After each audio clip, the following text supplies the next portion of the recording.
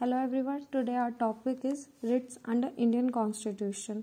But before we study about what is writs or what are the type of writs, let's take a small introduction of writs.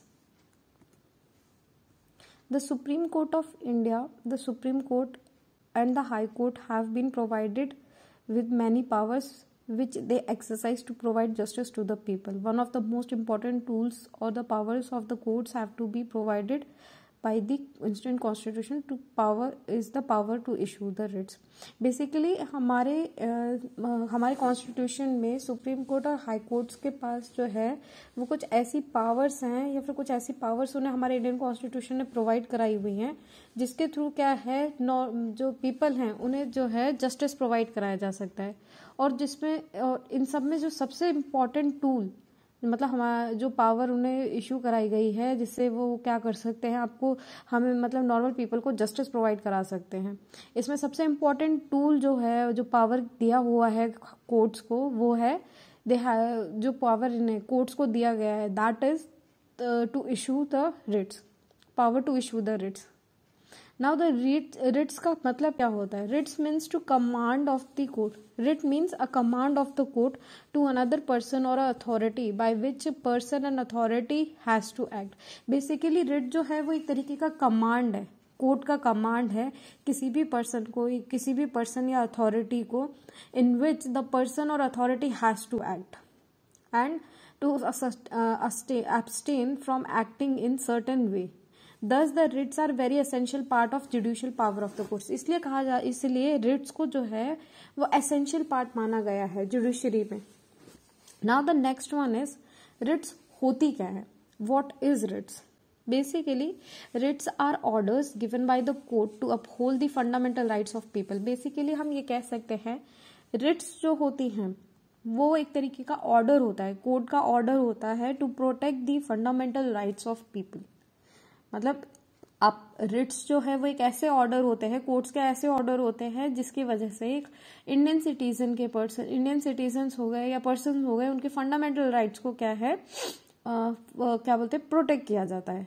Ritz are written order issued by the supreme court और high court directing Indian citizen to pursue constitutional remedies in the event that basic rights have been violated. अब basically writ जो होता है वो एक written order होता है जिसे सुप्रीम कोर्ट या हाई कोर्ट जो है डायरेक्ट करता है इंडियन सिटीजन को। मतलब ये एक रिटन ऑर्डर होता है जिसे सुप्रीम कोर्ट और हाई कोर्ट जो है वो इंडियन सिटीजन को देता है so that they can get their constitutional remedies by in such cases where their fundamental rights or the rights, their basic rights have been violated। मतलब ऐसी situation में जहां पर इंडियन सिटीजन्स के बेसिक राइट्स जो है उन्हें वायलेट किया जाए तो उस सिचुएशन में उन्हें कॉन्स्टिट्यूशनल रेमेडीज जो प्रोवाइड कराया जाए वो इस रिट्स के थ्रू मिलती हैं। Initially only the supreme court has authority to grant the writ under article 32 any other courts. Basically अभी क्या है जो सुप्रीम कोर्ट जो है वो उसके पास अथॉरिटी है अंडर आर्टिकल 32 कॉन्स्टिट्यूशन के अंडर आर्टिकल 32 में मतलब कॉन्स्टिट्यूशन के आर्टिकल 32 में सुप्रीम कोर्ट के पास है अथॉरिटी कि वो रिट इश्यू कर सकता है किसी भी अदर कोर्ट को। Although there has been no such provisions made so far by the court of law, hence till the date only Supreme Court and the High Court has the power to issue the writs। Basically अभी तक क्या है ऐसा कोई provision made नहीं हुआ है हमारी जुडिशरी में कि कोई और जो कोर्ट है वो जो है वो रिट प्रोवाइड करा सकता है, बट अभी तक ऐसा कोई प्रोविजन आया नहीं है। लेकिन जो सुप्रीम कोर्ट और हाई कोर्ट है उन्हीं के पास अभी पावर है कि वो क्या है रिट इशू कर सकते हैं। 1950 से पहले क्या था? 1950 से पहले under article 226 high court of Bombay, Madras and Calcutta has the authority to issue these writs. Basically जो 1950 थी 1950 से पहले जो इंडियन कॉन्स्टिट्यूशन का आर्टिकल 2026 था उसमें क्या था कि जो बॉम्बे हाई कोर्ट हो गया, मद्रास हाई कोर्ट हो गया, कैलकाटा हाई कोर्ट हो गया, उनके पास ही अथॉरिटीज थी कि वो रिट इशू कर सकते थे। लेकिन आफ्टर 1950 बाकी सारे कोर्ट जो हो गए वो क्वालिफाइड हो गए रिट इशू करने के लिए। तो 1950 के बाद क्या है बाकी सारे कोर्ट्स को भी क्या है वो क्या बोलते हैं रीजन मिल गया, मतलब बाकी सारे कोर्ट्स भी जो है वो रिट इशू करने के लिए एलिजिबल हो गए। Now there are the types of writs. There are 5 type of writs. The first one is habeas corpus, second one is mandamus, third one is prohibition, fourth one is certiorari, and the fifth one is quo warranto. Now the first one is habeas corpus. Habeas corpus means to have a body. जो habeas corpus है उसका एक मतलब होता है जिसका मतलब है to have a body. अब इस रिट का मतलब, ये रिट क्या करती है, इस रिट का क्या रीजन है, क्या मतलब है इस रिट का, ये हम पढ़ लेते हैं आगे. The writ is issued. The writ is used to protect individual liberty to ensure that they are not unlawfully detained. Basically ये writ जो है वो एक इंडिविजुअल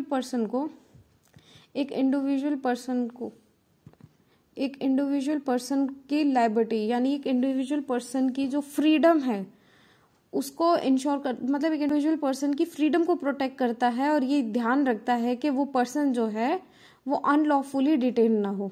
अनलॉफुली डिटेन्ड है ना, अनलॉफुली डिटेन ना हो. अनलॉफुली डिटेन्ड का मतलब हो गया यहाँ पे कि गलत तरीके से वो गिरफ्तार ना किया जाए, गलत तरीके से गिरफ्तार ना हो.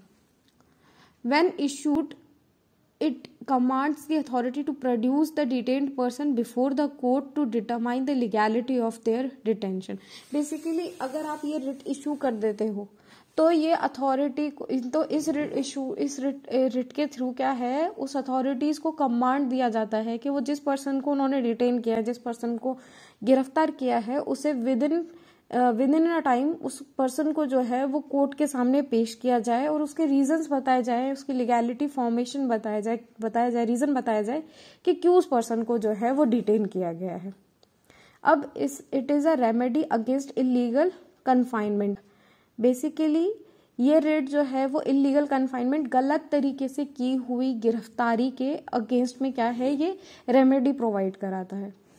This writ can be filed by the detained person himself or his relative or the friends on his behalf. Basically ये रिट जो है वो कौन कौन फाइल कर सकता है, ये रिट जो है वो पर्सन भी फाइल कर सकता है जिसे खुद डिटेन किया गया, जिसे जो पर्सन डिटेन किया गया है वो भी खुद फाइल कर सकता है, उसके रिलेटिव भी फाइल कर सकते हैं, फ्रेंड्स भी कर सकते हैं उसके बिहाफ में.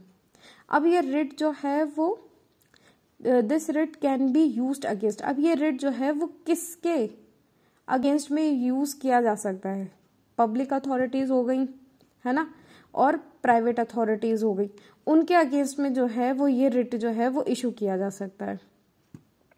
अब है कि ये रिट जो है वो this writ can not be used against. अब ये रिट जो है वो किसके अगेंस्ट में यूज नहीं किया जा सकता, अगर कोई भी पर्सन लॉफुली डिटेन किया गया है तो आप ये जो है रिट जो है वो यूज नहीं कर सकते हो, ये रिट जो है नहीं लगा सकते हो, ये रिट फाइल नहीं कर सकते हो अगर आपको सही तरीके से विद रीजन आपको डिटेन किया गया है, आपको गिरफ्तार किया गया है. और अगर आपने कोर्ट कंटेम्प्ट ऑफ कोर्ट किया है ना, अब लेजिस्लेशन के अगेंस्ट में भी, लेजिस्लेशन में की प्रोसीडिंग्स में भी मतलब आपने वो किया, गड़बड़ी की है, या फिर लेजिस्लेशन की प्रोसीडिंग में भी आपने क्या है इशू क्रिएट किया है, अगर आपने कोर्ट की प्रोसीडिंग में इशू क्रिएट किया है या फिर लेजिस्लेशन की प्रोसीडिंग्स में को इश्यूज क्रिएट किए हैं तो भी आप जो है ये रिट जो है वो यूज नहीं कर सकते हैं. Detention outside the court of jurisdiction. अगर आपने कोर्ट के ज्यूरिसडिक्शन के बाहर जाकर अगर आपको गिरफ्तार किया गया है तो भी आप ये रिट जो है वो यूज नहीं कर सकते हैं. There are the benefits of this writ as well as disadvantages of this writ. Now the next one is mandamus. Mandamus का मतलब होता है कमांड. बेसिकली mandamus एक जो ये रिट है, this is the writ issued by higher court to a lower court or tribunal or the public authority directing them to perform a specific duty that falls within their legal jurisdiction. अब जो ये writ है वो क्या करता है, high court issue करता है. ये रिट हाई कोर्ट इशू करता है लोअर कोर्ट को, लोअर कोर्ट्स और द ट्रिब्यूनल्स और द पब्लिक अथॉरिटीज. ये रिट जो है वो हायर कोर्ट मतलब हाई कोर्ट जो है ये रिट, इस रिट को कौन इशू करता है, हाई कोर्ट इशू करता है लोअर कोर्ट को और ट्रिब्यूनल्स को और पब्लिक अथॉरिटीज को, कि वो क्या करे, एक स्पेसिफिक ड्यूटी परफॉर्म करे with in their legal jurisdiction. With in their legal jurisdiction वो एक ड्यूटी परफॉर्म करे, वो ड्यूटी परफॉर्म करें. अब इसमें क्या होता है, it is use to ensure that the public officials and authorities perform their duties properly. अब इस रिट के थ्रू क्या होता है, इस रिट के थ्रू क्या करते हैं, ये रिट क्या इंश्योर करता है कि जो भी पब्लिक ऑफिशियल्स हैं या अथॉरिटीज हैं वो क्या करें, अपनी ड्यूटीज को जो है वो प्रॉपरली परफॉर्म करें। Now this writ can be used against, अब ये रिट जो है वो किसके अगेंस्ट में यूज किया जाता है, लोअर कोर्ट्स हो गए, ट्रिब्यूनल हो गई, पब्लिक अथॉरिटीज हो गई, गवर्नमेंट हो गई या कॉरपोरेशन हो गई, इनके अगेंस्ट में ही क्या है ये जो रिट है वो यूज किया जाता है। Now this writ can not be used against private individual body और द प्रेसिडेंट और गवर्नमेंट और CJ of high court of acting in the judicial of, जैसे मतलब चीफ जस्टिस ऑफ इंडिया हो गया या chief justice of high court जो judicial capacity में ही अपना काम कर रहे हैं, आप उनके अगेंस्ट में भी क्या है ये नहीं कर सकते, ये रिट फाइल नहीं कर सकते। दूसरा, the duty in question of discretionary and not mandatory or for the performance of non-statutory functions. Performance of duty involves the right of purely private nature. Now these are some reasons or these are some points in which you cannot file the writ against the person. मतलब these are the people or the person against whom you cannot file this writ. Now the next one is prohibition. Prohibition का मतलब होता है, prohibition का मतलब होता है forbid का मतलब खत्म कर देना, रोक देना, प्रोहिबिट कर देना, है ना। Now this writ is issued by the higher court और टू अ लोअर कोर्ट। अब इसमें क्या होता है, जो ये रिट जो है क्या करता है, हायर कोर्ट, इस रिट में हायर कोर्ट क्या है, लोअर कोर्ट को इशू कर सकता है ये रिट। इसमें क्या करते हैं, prohibiting it from the proceeding with the case where it lacks the jurisdiction or is acting beyond its power. Beyond its power का मतलब ये हम कह सकते हैं कि ये रिट तब इशू होता है जब लोअर कोर्ट जो होता है वो अपने जुरिस्डिक्शन, मतलब उनका जुरिस्डिक्शन है उससे कम अपनी पावर यूज करता है, या फिर जितनी एक लोअर कोर्ट की पावर है उस पावर को बियॉन्ड करते हुए उस पावर से ज्यादा यूज करते, मतलब उस जो पावर, जितनी पावर एक लोअर कोर्ट को दी हुई है उससे ज्यादा उस पावर को यूज करता है, उस केस में क्या है, जो ये रिट जो है वो इशू किया जाता है। It prevents inferior courts from exceeding their authorities. Now the next one is, it is issued to direct inactivity, thus differ from the mandamus with direct activities. अब इसमें क्या है, ये कब इशू किया जाता है, ये डायरेक्ट इनएक्टिविटी के लिए, मतलब डायरेक्ट करता है इनएक्टिविटी को, वेयर एज मैंडामस में क्या होता है, डायरेक्ट एक्टिविटीज को इशू किया जाता है। ये रिट जो है वो किसके अगेंस्ट में इशू नहीं, ये रिट किसके अगेंस्ट में इशू किया जा सकता है, अगेंस्ट जुडिशियल और क्वासी जुडिशियल अथॉरिटीज के अगेंस्ट में, वेयरस ये रिट जो है वो किसके अगेंस्ट में इशू नहीं किया जा सकता है, वो है एडमिनिस्ट्रेटिव लेजिस्लेटिव बॉडीज हो गई, प्राइवेट बॉडीज हो गई और क्या बोलते हैं इंडिविजुअल हो गए, उनके अगेंस्ट में क्या है, ये रिट जो है वो नहीं, क्या बोलते, इशू नहीं किया जा सकता। Now the next one is certiorari. Certiorari का मतलब होता है टू सर्टिफाइड। सर्शराय का मतलब होता है टू सर्टिफाइड। अब ये रिट कब इशू होता है, कौन इशू करता है, ये रिट जो है हायर कोर्ट इशू करता है लोअर कोर्ट को, ट्रिब्यूनल्स को और अथॉरिटीज को, ताकि वो क्या करें, वो केसेस को ट्रांसफर करें हाई कोर्ट के रिव्यू के लिए। इस केस में तब जो है वो ये रिट इशू किया जाता है। It is use to correct the errors of jurisdiction और प्रोसीडरल इरेगुलरिटीज। बेसिकली ये रिट जो है वो यूज किया जाता है कि जुरिस्डिक्शन में किसी भी तरीके के मतलब use to correct the errors, जो भी जुरिस्डिक्शन में एरर्स हैं उन्हें करेक्ट करने के लिए, या फिर जो इरेगुलर प्रोसीजर है उन सबको करेक्ट करने के लिए क्या है, ये रिट जो है यूज किया जाता है। बेसिकली इसे एक तरीके से इस रिट को क्या है, हम करेक्टिव रिट्स भी कहते हैं।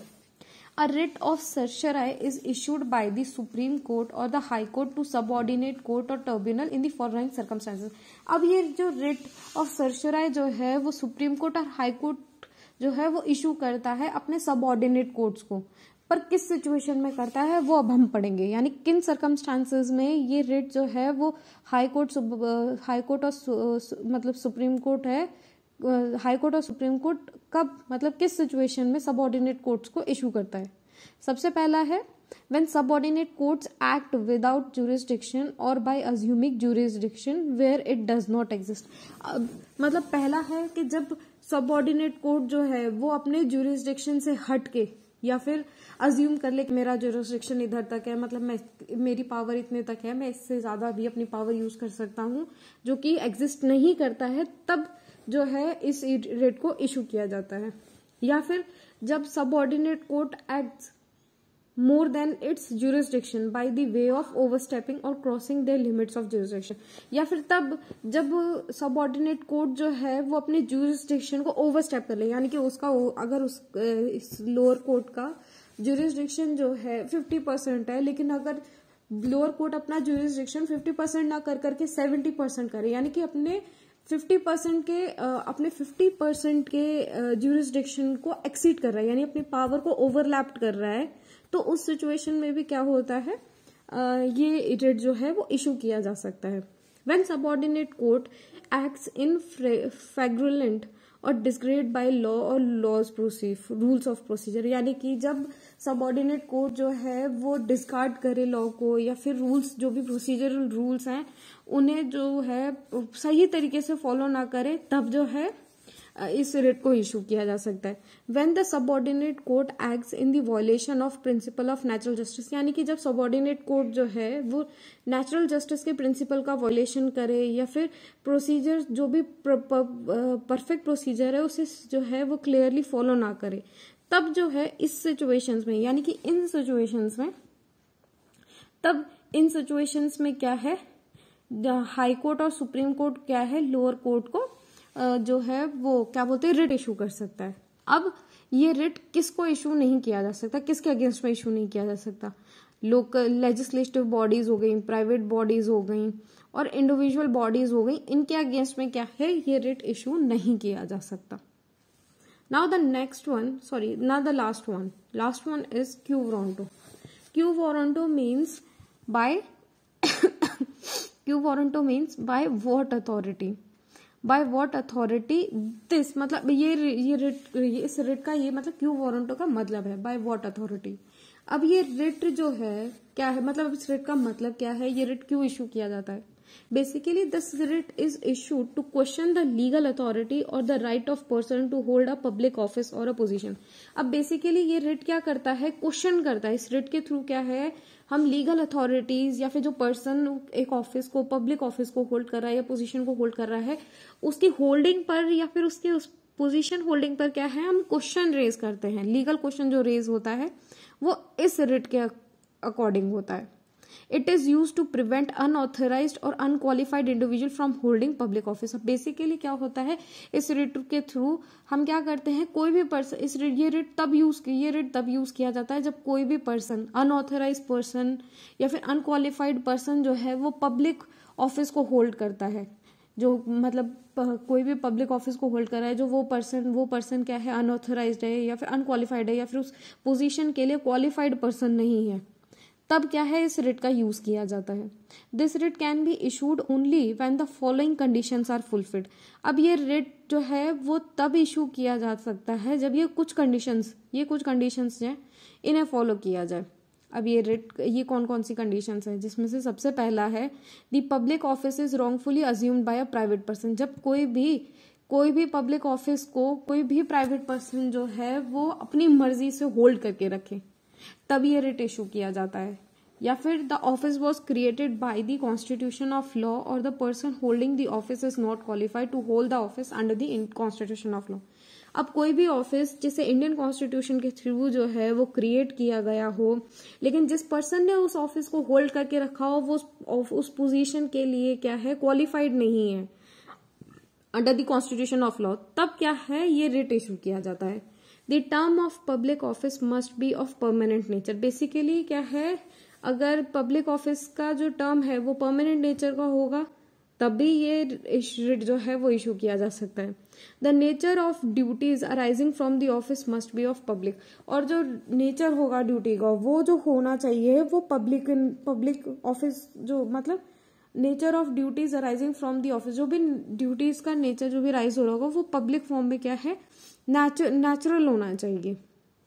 अब ये रिट जो है वो किसके अगेंस्ट में इशू नहीं किया जा सकता, कोई भी मिनिस्ट्रियल ऑफिसर्स हो गए या मिनिस्ट्रियल ऑफिशियल्स हो गए उनके अगेंस्ट में नहीं किया जा सकता ये रिट इशू, प्राइवेट ऑफिशियल्स हो गए उनके अगेंस्ट में ये रिट इशूज नहीं किया जा सकता, और इंडिविजुअल्स हो गए उनके अगेंस्ट में ये रिट इशू नहीं किया जा सकता। ऑल्दो हम ये कह सकते हैं these are the five rates under which the court can issue the writs. Now let's come to the conclusion part. The Constitution of India has provided the power to issue the writ to the Supreme Court under Article 32 and to the High Court under 226. These writs are command which is given by the court to perform of an act to a public authority which has a duty to perform it. Basically हम कह सकते हैं the Constitution of India has provided the power to issue a writ. इसमें क्या है, constitution of India ने क्या किया है, सुप्रीम कोर्ट और हाई कोर्ट को क्या है, पावर दी है कि वो रिट इशू कर सकते हैं। सुप्रीम कोर्ट के पास under article 32 of Indian constitution supreme court has a power to issue a writ, मतलब इस अंडर 32 आर्टिकल 32 के अंडर में क्या है, सुप्रीम कोर्ट रिट इशू कर सकता है, और अंडर आर्टिकल 226 के अकॉर्डिंग जो है वो हाई कोर्ट रिट इशू कर सकता है। Basically these writs are the command which are given by the courts to perform an act of public authority which has a duty to perform it. Now there are, अभी हमने पहले तो पढ़ा ही था कि there are the 5 type of writs and these are the habeas corpus, mandamus, certiorari, quo warranto and prohibition. All these writs are effective method of enforcing the rights of people. अब basically इन Ritz के through क्या है, individual person के जो rights हैं उन्हें enforce किया जाता है, और एक पब्लिक अथॉरिटीज जो है उन्हें कंपेल किया जाता है so that they can fulfil the duties which are bound to perform by them under the law. Now these rates the scope of mandamus is the widest. अब इन रिट्स के according क्या है, मैंडेमस का जो scope है वो सबसे ज्यादा लेंथीएस्ट है, सबसे ज्यादा वाइडेस्ट है, सबसे ज्यादा बड़ा है। while other writs are issued in certain circumstances, मतलब अब मैंडेमस जो है वो उसका सबसे वाइडेस्ट है, मैंडेमस को ज्यादातर टाइम पे यूज किया जा सकता है। अब जो बाकी रिट्स हैं उनका जो है वो स्कोप जो है वो लिमिटेड है, मतलब कुछ लिमिटेड कंडीशंस में ही क्या है वो रिट्स इशू किए जा सकते हैं, जैसे कि हैबियस कॉर्पस हो गया, उन्हें इलीगली रिटेंशन में किया जा सकता है। अगर सर्शियराई हो गया, उसमें क्या है, अगर कोई भी कोर्ट अपने ज्यूरिसडिक्शन को ओवरस्टेप करके अगर अपने पावर को यूज करता है तो सर्शियराई यूज किया जाता है। But mandamus can be used in the cases where there are the performance of duties of the authority. लेकिन मैंडेमस जो है वो उन केसेस में यूज किया जाता है, मैंडेमस रिट जो है उन केसेस में यूज किया जाता है जहां पे ड्यूटीज जो भी अथॉरिटीज क्या बोलते हैं, अथॉरिटी की ड्यूटी है वो परफॉर्मेंस, जो भी performance of duty of authority है उस केसेस में क्या है, मैंडेमस को यूज किया जा सकता है। ऑल्दो ये सारी के सारे रिट्स जो है वो बहुत की रोल प्ले करते हैं हमारे राइट्स को एनफोर्स करने के लिए, और कोर्ट के जो स्कोप हैं, जो judicial review of the courts हैं उनके पावर को, उनके स्कोप को इम्प्रूव करने के लिए भी क्या है, ये रिट्स जो है वो यूज किए जाते हैं। Thank you so much for this, thank you so much for today.